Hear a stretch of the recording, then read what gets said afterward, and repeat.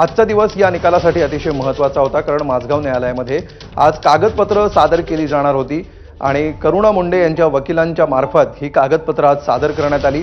बरेच डॉक्युमेंट्स याच्यामध्ये होते, मात्र त्यातलं मुख्य जे डॉक्युमेंट ज्याची सर्वाधिक दखल घेतली गेली ते होतं इच्छापत्र आणि त्याला जोडून असलेलं स्वीकृतीपत्र, ज्याला मृत्यूपत्र असंही टेक्निकल भाषेमध्ये म्हटलं जातं।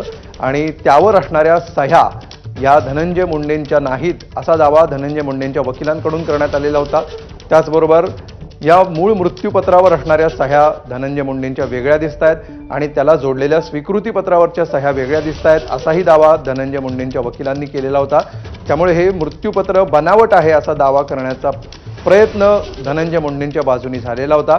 आता या सगळ्याबद्दल कोर्टाने नेमकं काय म्हटलंय हे लवकरच स्पष्ट होईल, मात्र जो निर्णय आलेला आहे तो निर्णय करुणा मुंडेंना दिलासा देणार आहे।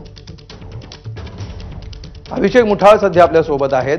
अभिषेक, जरी हा धनंजय मुंडे आणि करुणा मुंडे यांच्यातला वैयक्तिक संघर्ष असला, वैयक्तिक खटला असला, तरी सुद्धा तो महाराष्ट्राच्या पातळीवर सध्या चर्चेला गेला। माध्यमांसमोर दोन्ही बाजूंकडून क्रिया प्रतिक्रिया दिल्या जात होत्या आणि त्याची भावनिक बाजू सुद्धा समोर मांडली जात होती। त्या दृष्टीने या निकालाचं नेमकं काय महत्त्व आहे असं वाटतं?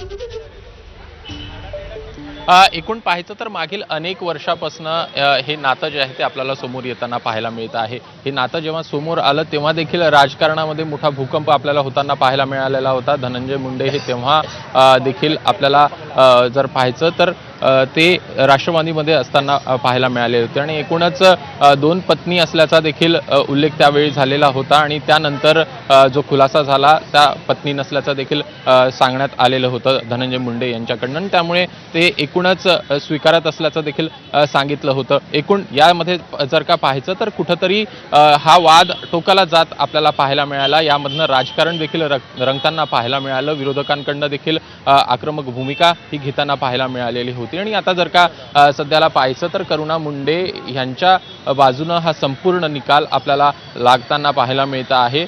धनंजय मुंडे यांच्याकडनंच जे वांद्रे कोर्टाकडनं निकाल देण्यात आलेला होता त्याला आव्हान देण्यात आलेलं होतं आणि त्यामुळे आता हा जो निकाल आहे या निकालाविरोधात धनंजय मुंडे हे हायकोर्टात जातात का हे बघणं महत्त्वाचं असणार आहे।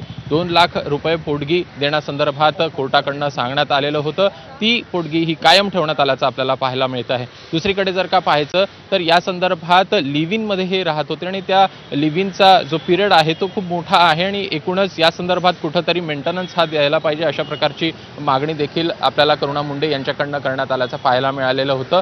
या संदर्भात त्यांच्याकडनं हा देखील उल्लेख करण्यात आलेला होता की ही 2 लाखाची पोटगी जी आहे ती कुठंतरी कमी आहे, त्यामुळे ही वाढवून देण्यात यावी। साधारणपणे 15 लाख रुपये महिना इथपर्यंत आपल्याला ही पोटगी मिळावी। मात्र आता सध्याला जर का पाहायचं आहे तर तोच निर्णय कायम ठेवण्यात आलेला आणि त्यामुळे एकूणच हा कुठंतरी धनंजय मुंडे यांना अडचणीत आणण्याचा प्रश्न जो आहे तो निर्माण होताना पाहायला मिळत आहे। दुसरीकडे काही कागदपत्र करुणा मुंडे यांच्याकडनं इथं सादर करण्यात आले कोर्टामध्ये, माझगाव कोर्टामध्ये हे सादर करण्यात आले, ज्यामध्ये इच्छापत्र देखील आपल्याला धनंजय मुंडे यांचं दाखल केल्याचं पाहायला मिळत आहे। सोबतच स्वीकृतीपत्र देखील आपल्याला धनंजय मुंडे यांचं दिसत आहे, ज्यामध्ये ते उल्लेख करताना दिसत आहेत की पहिली पत्नी असा उल्लेख हा करुणा मुंडे यांचा दिसतो आणि त्यामुळे एकूणच या संदर्भात देखील आता प्रश्नचिन्ह उपस्थित होताना आपल्याला पाहायला मिळतील आणि त्यामुळे नेमकं कोर्टात हे सगळं प्रकरण आपल्याला उच्च न्यायालयामध्ये हे सगळं प्रकरण गेल्यानंतर या संदर्भात देखील काही खुलासे होतात का हे बघणं महत्त्वाचं असेल।